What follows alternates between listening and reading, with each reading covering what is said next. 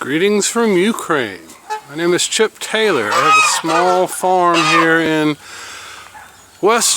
southern Ukraine, and I bring you these videos to help you maybe solve some of your own problems with do-it-yourself stuff, or when you're isolated, or how to be efficient and hopefully generate a little bit of income if that's what you're trying to do. Today we are among my chickens, and chickens are my specialty. This is what I do. In the US, back a few years ago, I had a small organic chicken farm in southeast Georgia, Bullitt County, Scriven County. And I had 750 laying hens that we raised organically and sold eggs to the farmers market, to some of the restaurants, and we also made our own bread, a thing called Amish bread or friendship bread. It's more like a cake, and that was how we generated our income then. That was on 6 acres. Here I've only got 3. In the US, I was doing the Joel Salatin chicken tractor. I had 7 tractors. Each of them had 100 chickens in it, and we would pull them across the property, empty out the manure, and then pull them back the other way, all on pasture. They were semi-cage free, which means that they had a coop that was 16 by 8, and then behind it they had a pen that was also 16 by 8. And so they had some room to move around, but we had so many hawks and coyotes, foxes, that kind of stuff, that we had to give them some protection. We were losing about 10% of our chickens due to predation. All right, what I've got going on now, I've only got right now 8 chickens and 8 geese. And what we're doing, I've got this coop, it's 20 by 10. It's a little short, like I said yesterday. I don't like it short, but it's easier to keep it warm. And then I've got their little chicken yard with this higher garden wire, garden fencing. It's just plastic. Doesn't last forever, but it's good enough to keep them from flying over the fence. The reason they have to be inside a fence is that we are on a rehab, and there's also a church. You can't really see it behind us. The chickens can't just be running around. When I first started doing chickens, I didn't have 750. I had maybe 12 at the most. That's what we got up to. And the chickens ran around in the yard. Having yard birds is very charming. It's very country-like. But it's not good for production. It's not good if you're trying to generate income and control costs and keep your birds safe. We've got dogs in the area. I haven't seen a fox. We have lost a couple of chickens due to predation inside the coop. Now what I did with that is I put all the birds in one side and put one of my dogs on the other side. And that took care of the problem. I haven't lost a bird in a long time. The dog no longer stays inside the coops, but the problem went away, whatever the problem was. Now, I'll show you this. This is just some window frames over one of their troughs, because, as you can see, we're still getting snow. Now, today's forecast said we would be up to 40 degrees. They did not say snow. You see the troughs fill up with snow if I don't cover them up. And chickens ain't gonna eat. Chickens won't eat the food out of the snow, which is fine with me. I take care of them. There's also some food inside the house. What I don't do, I do not water them inside the coop. Right now, they're just using these pans, and the reason for that is that they freeze up every night. And so in the evening, when I close them up in the coop, I flip the pans over to get the water out so that it doesn't have a chunk of ice in there. And then first thing in the morning, I come out here, I let them out, and I give them some water. The only time they're not having access to water right now is between like 7 p.m., 7 a.m. The rest of the time they can come out here and get water whenever they want. What that does is it makes the bird come out. I need the birds to be active, even though it's wintertime and even though it's low light, and the light's getting a little bit better, but even though it's low light, I need these birds to be producing eggs. And so we're trying some stuff with this small amount of birds because we're going to gear up, increase production. Actually, we're starting to do that right now. It's starting to purchase new birds, build new coops, that kind of stuff. We have an agreement with one of the local schools and an old folks home to produce 200 to 250 eggs per day. Our price for the eggs is about a quarter a piece, maybe 30 cents per egg. It's 10 grivna, which is, it takes 26 grivna to make $1. And so you can see we've got a pretty low price on our eggs. And what I told them, the price goes all the way up to 30 grivna, which is $1. That's per 10. I should clarify that. It's not per egg, it's per 10 eggs. They don't do a dozen eggs, they do 10 eggs. It's this whole metric thing over here that's been hard for me to get used to. And so the price is pretty low, but the price of feed is pretty low. There's no labor involved. The cost of living over here is pretty low. And so it's easy for us to produce an egg at market price, market value. We can meet that between 10 grivna and 30 grivna per 10 eggs. We can do that.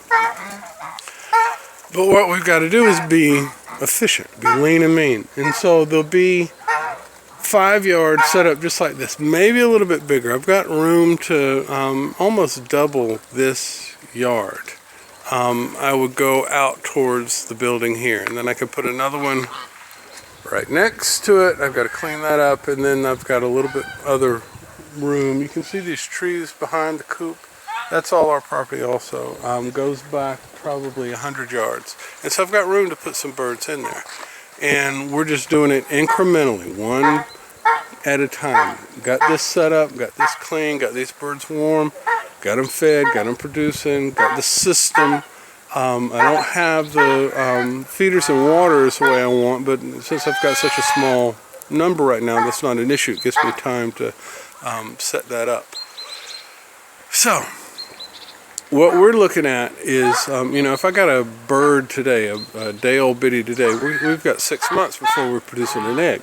And so what I'm looking for is towards the end of the summer, early fall, before we're going to be anywhere near full production. I don't imagine I'm going to be able to locate 500 birds quickly. That's one of the problems that I have here, is finding what I need. And so we're going to incubate a few eggs, but we've got to go out to the farmer's market, local farmers, that kind of stuff, and pick up what chickens we can.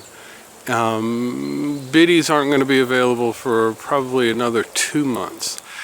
See, in the U.S., you go to Murray's, you go to the local Feed and Seed, you can order 100 biddies day old. 87 cents a piece is what I was paid. Never paid more than $1 a piece. And you've got a flock. Now, it takes some skill and some ingenuity to keep your birds alive. You're to raise your day-old biddy up to a 6-month-old bird that's going to be producing eggs. And again, I want to say these are egg-laying hens. I'm going to have some roosters involved, I'm sure. But these are not meat birds. I'm not producing birds for meat primarily. I'm producing birds just for the eggs.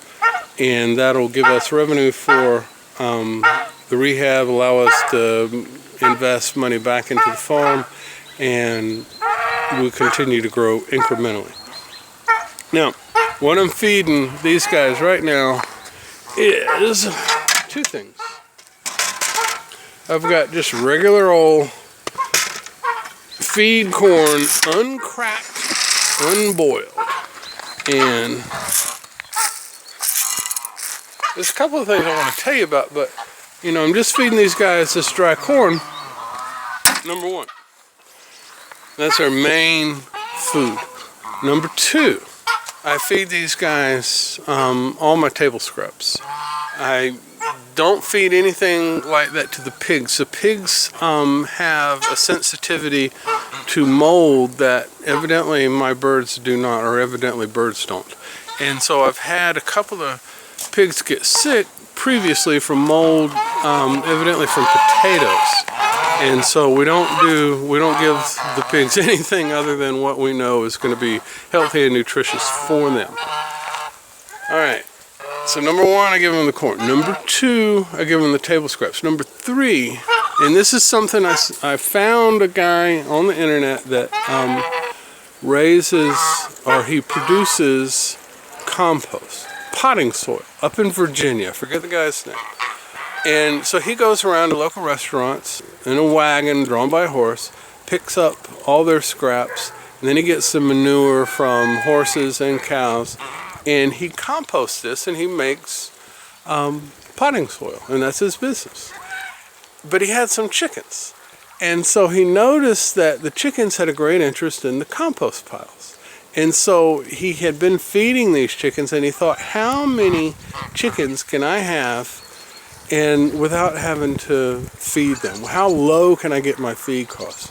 He says he's producing thousands of dozens of eggs without feeding these birds anything. They go out to the compost, and you can see that's what these guys are doing right now.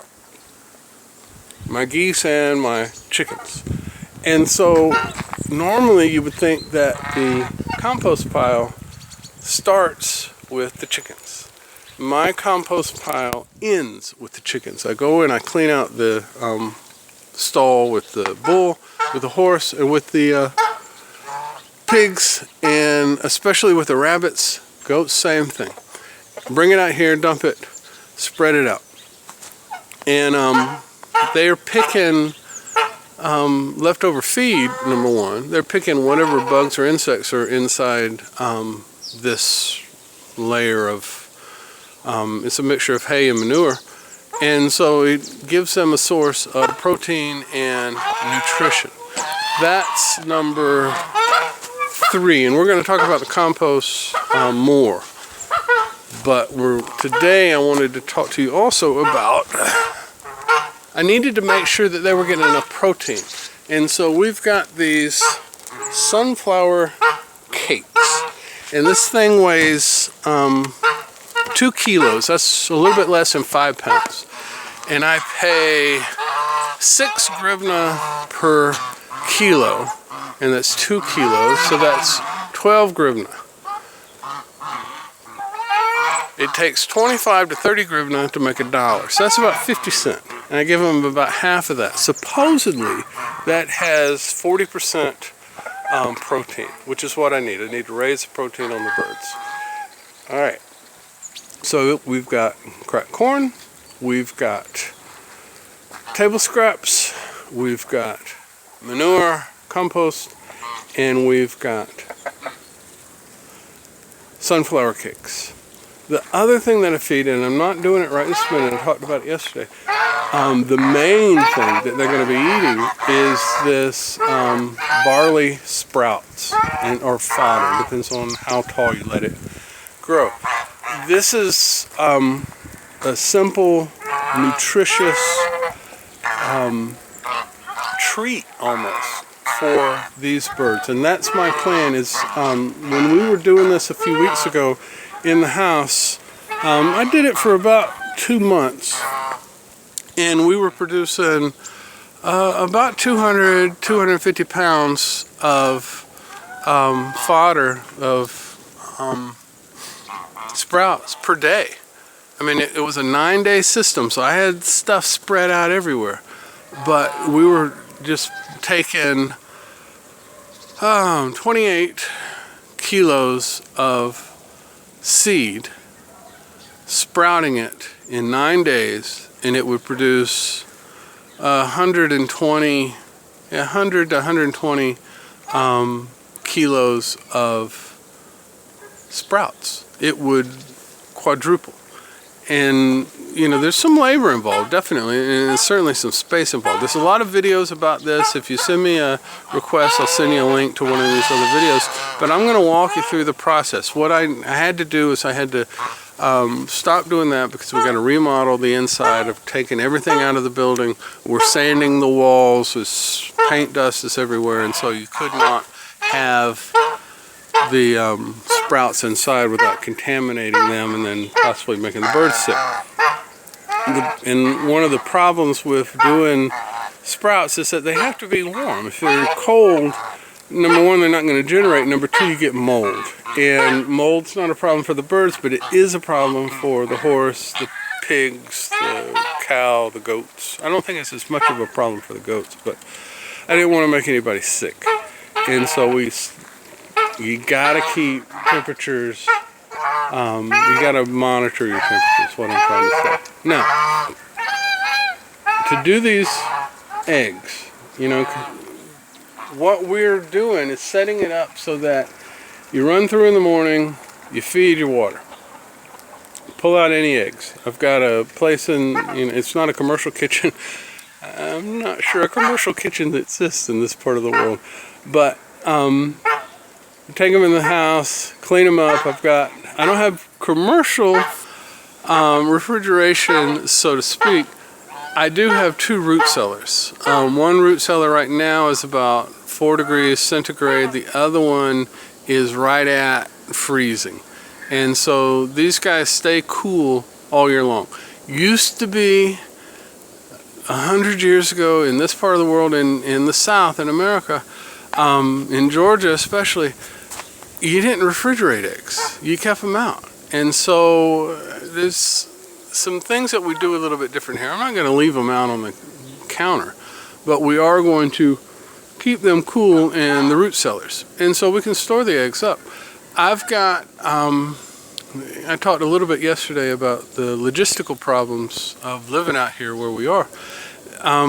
These agreements that I have with the seminary and with the old folks home, they're going to come and pick up the eggs, so I don't have to worry about delivering that, which makes a huge difference. What they won't do, and what I haven't been able to get them to do, and what we're still working on, they won't bring me their table scraps.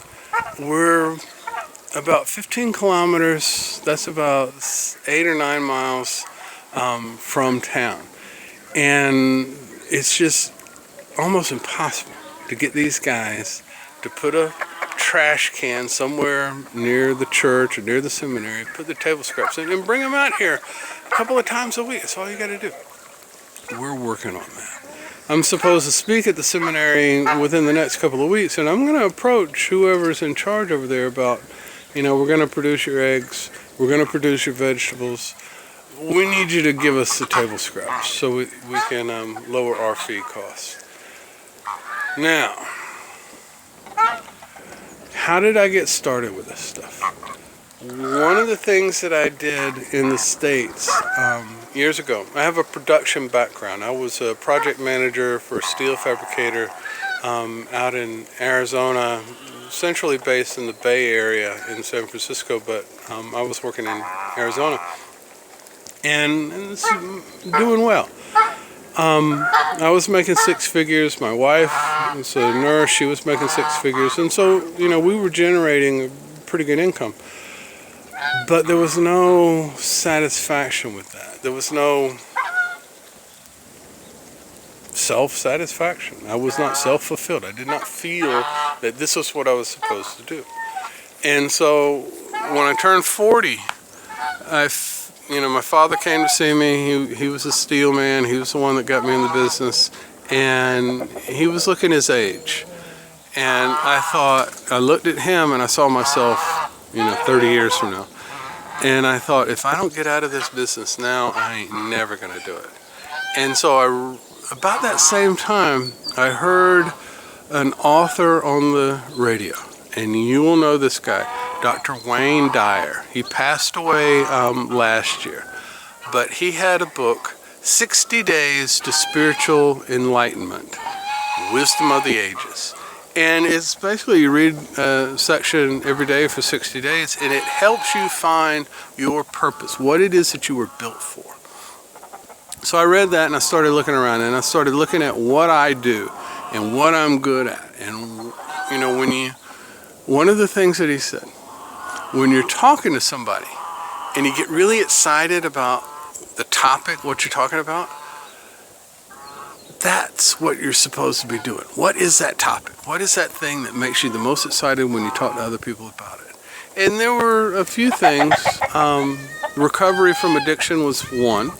God was another. Farming was not one of them. Archery.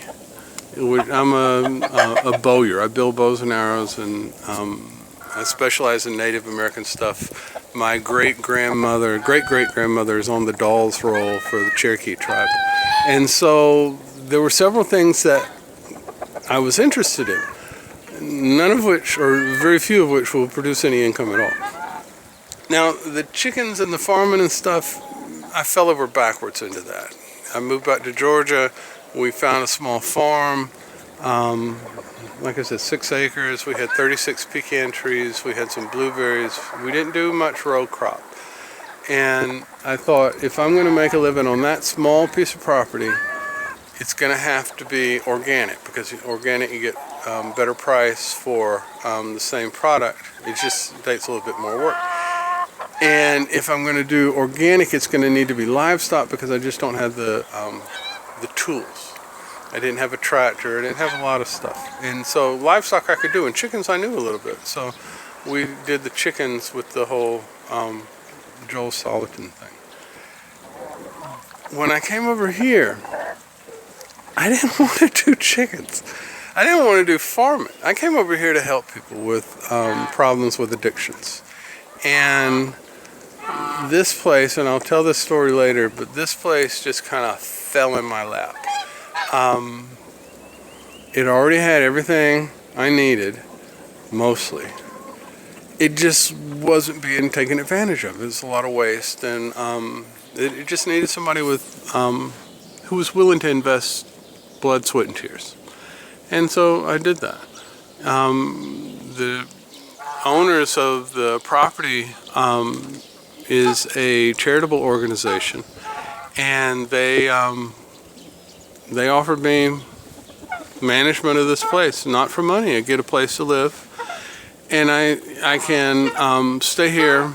You know, what they said was I can stay here as long as I wish. That's a little vague for me.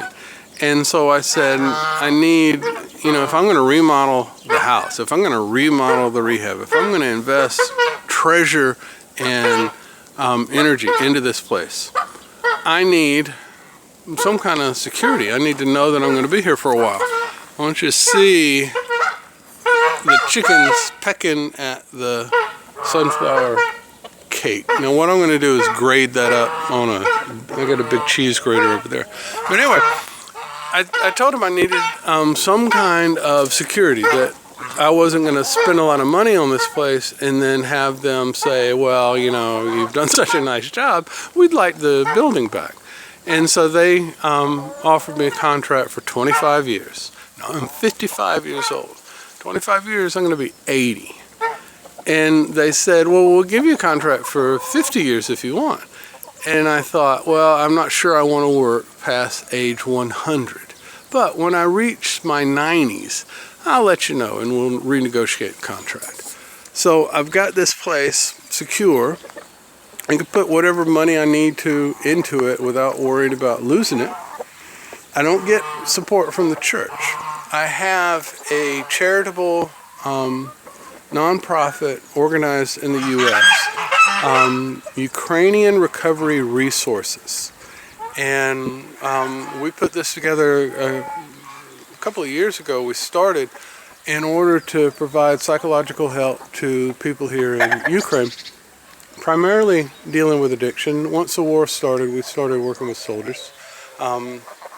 So, you know, in those, from the time I turned 25, 26, not only was I in the steel business, but I was also working with alcoholics. I have a recovery background myself. I'm a recovered alcoholic and drug addict. This August will be 30 years since I've had my last drink or last drug. And so I've worked with a lot of alcoholics. And so we set up this program. I've worked in a lot of rehabs. I've done a lot of stuff and a lot of hospitals. And so what we did is we set this nonprofit up in order to not only provide counseling, but to also train psychologists here in Ukraine on how to do what it is that I do. And as a result of that, some people associated with this place heard some of my lectures, recommended me to come and or requested me to come and lecture to them.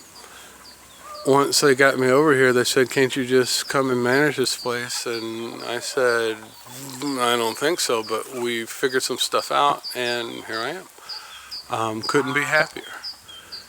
That's how I kind of fell into this. Now, what they were growing before, and I'm going to make this quick now, but what they were growing before were potatoes, some carrots, some cabbage. I think they tried to grow some beets, and then this livestock.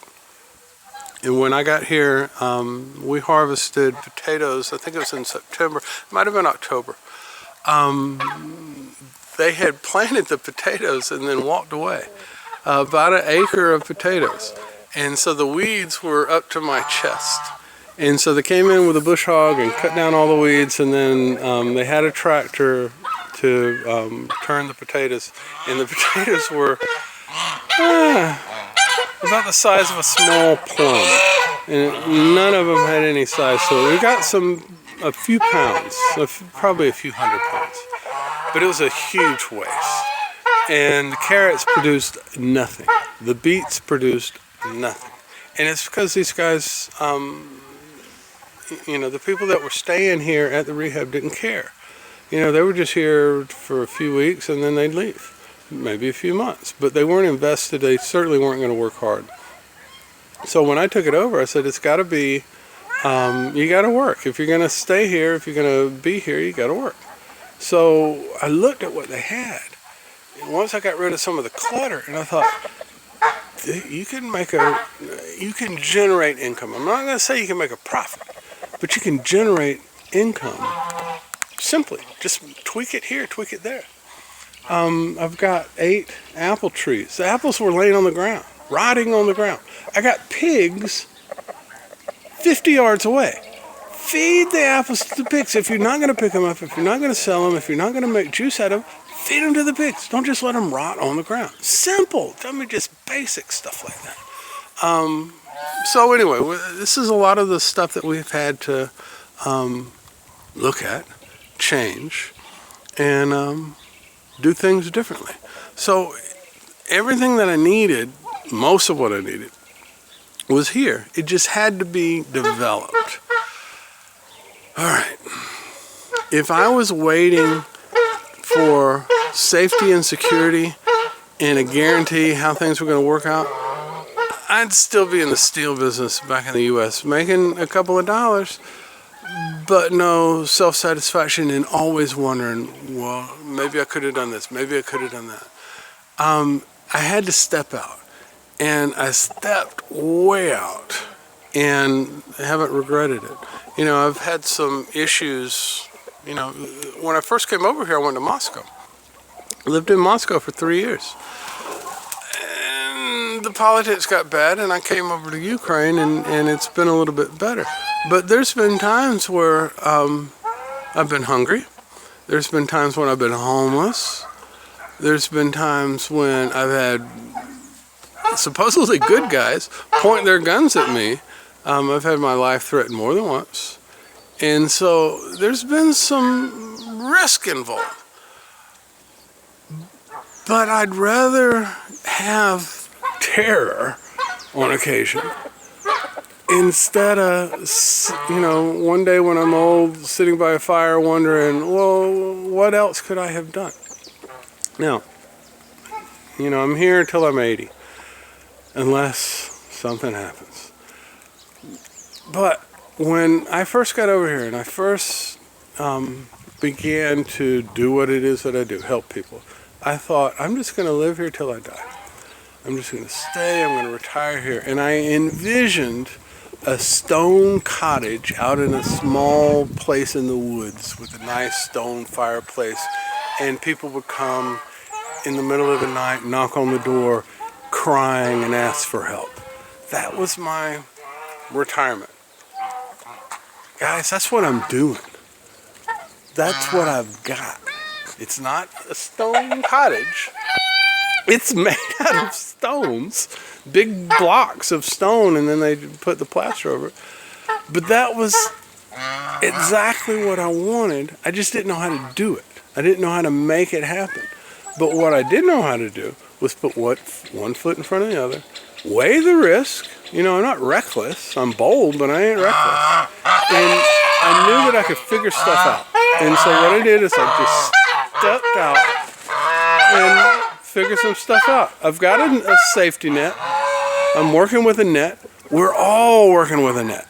All of us have some way that something in the worst case, what's the worst that could happen? Somebody will help us out. It'll be okay. Get it done. Step out. Risk it. And as Hunter S. Thompson says, buy the ticket, take the ride. All right. Like I said before, I've got a website, UkrainianRecoveryResources.com.ua. That's URR.com.ua. Go on there, check it out. It talks more about what I do with the psychology and my practice and what the rehab's for. If the content here has helped you at all, subscribe. Share it with your friends.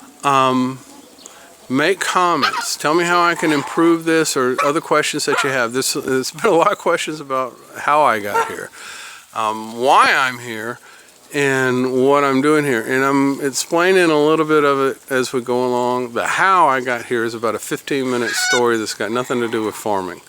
And so I will make a video of that one day sitting in the house drinking a cup of coffee. But thanks for watching. If there's something you can use, God bless you. And peace.